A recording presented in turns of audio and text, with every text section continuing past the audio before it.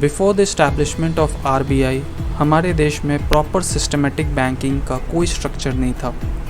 सभी बैंक्स का अपना रूल्स पॉलिसी होता था, जिसके कारण एक प्रॉपर कंट्रोल और कोऑर्डिनेशन नहीं हो पाता था सभी बैंकों के बीच। But after the establishment of RBI in the year 1935 under the RBI act 1934, RBI as a central bank काम करने लगी, जिसके अंडर सभी शेड्यूल बैंक्स काम करने लगे। लेटर ऑन दिस वीडियो मैं आपको बताऊंगा शेड्यूल बैंक क्या होते हैं। So before moving up, let's know little about the history of banking in India. The first commercial bank was established in the year 1770 by Alexander and Company. It was named Hindustan Bank. This venture was not successful. कुछ सालों बाद इसे बंद करना पड़ा। Next one is the Bank of Bengal, which was established in 1806 in Calcutta. Then the Bank of Madras in 1843 at Madras, and the Bank of Bombay in 1840. ये तीन presidency banks जो थी वो 27 जनवरी 1921 को अमलगमेट हुई। So after amalgamation of these three presidency, the imperial bank of India was established. On July 1, 1955, the imperial bank of India, जो कि तीन बैंकों की अमलगमेशन थी, वो पार्शली नेशनलाइज्ड हुई and then it was named as State Bank of India. At present, State Bank of India is the largest commercial bank of India.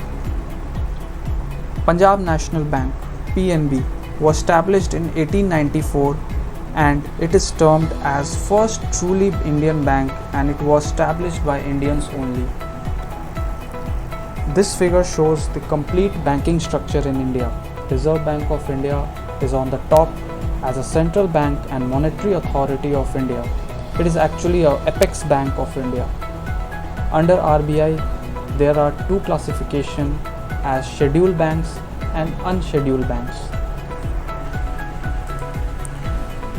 Talking about scheduled banks in India, it refers to those banks which have been included in the second schedule of Reserve Bank of India Act 1934. मतलब ऐसी सभी बैंकें जो RBI Act 1934 के अंदर second schedule में शामिल हो, उन सभी को शेड्यूल बैंक्स कहा जाता है। RBI includes only those banks in this schedule which satisfy the criteria laid down in the section 42 of this act. बात करें शेड्यूल बैंक्स की, तो इसके अंदर भी दो क्लासिफिकेशंस हैं। पहला है कमर्शियल बैंक्स और दूसरा है कोऑपरेटिव बैंक्स। ये दोनों बैंक्स शेड्यूल बैंक्स के अंदर आती हैं। इसका मतलब है ये दोनों reserve bank of India act 1934 के सेकेंड शेड्यूल में शामिल हैं एंड इन दोनों के पास minimum paid up capital and reserve 25 lakhs है। Now let's talk about the commercial banks. According to the definition of commercial banks, a bank that offers banking services to individuals and businesses is known as commercial banks. Commercial banks को licence banking regulation act 1949 के अंदर मिला है।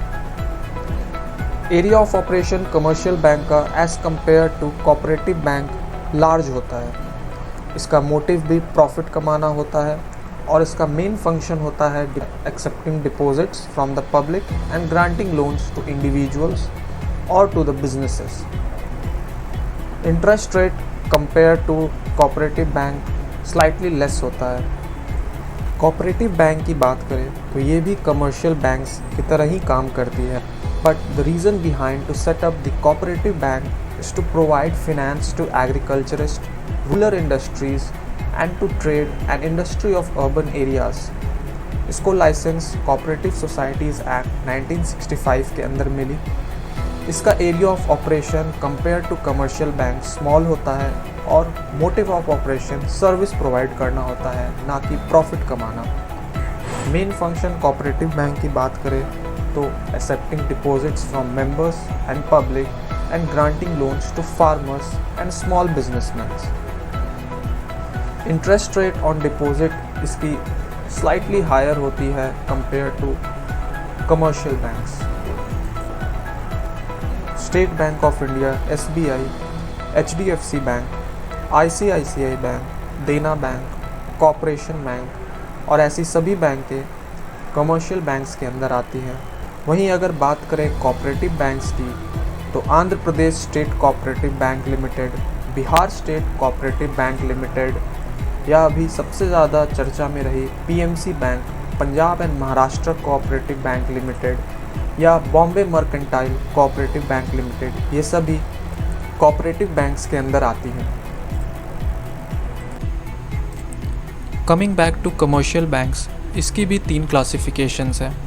First public sector banks, second regional rural banks and third private sector bank.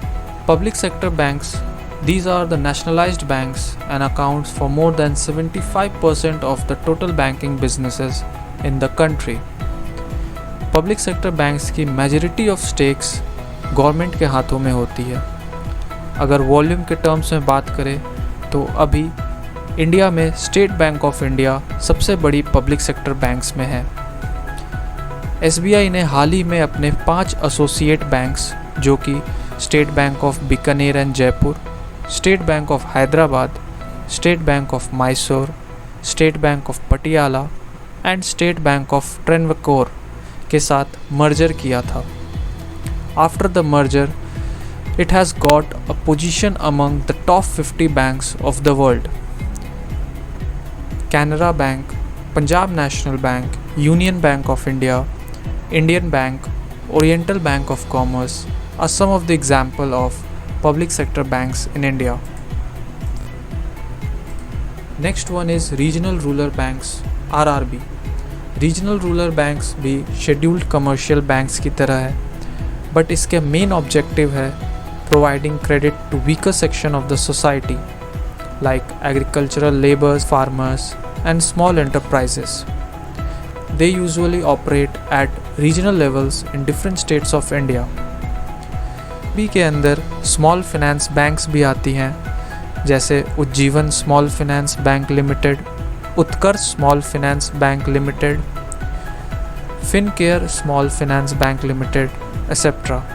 ये सभी regional levels पे operate करते हैं और इनका होता है फिनेंशियल इंक्लूजन प्रोवाइड करना to the section of society that are not served by the other banks.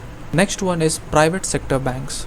These includes banks in which major stake or equity is held by private shareholders. Private sector banks में government की हिस्सेदारी काफ़ी कम होती है.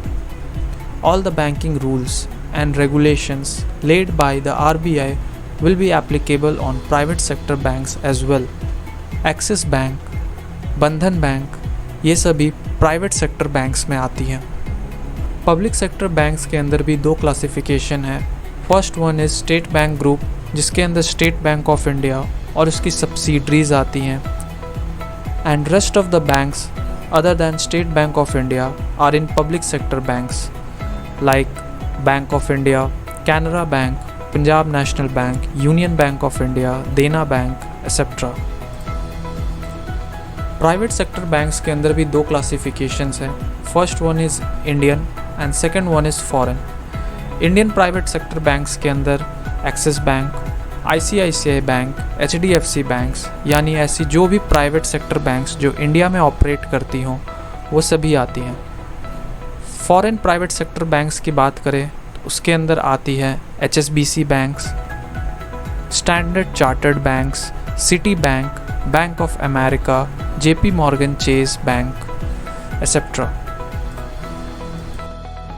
Thanks for watching. Subscribe my channel to get updates on my upcoming videos on banking and economics. See you in the next video.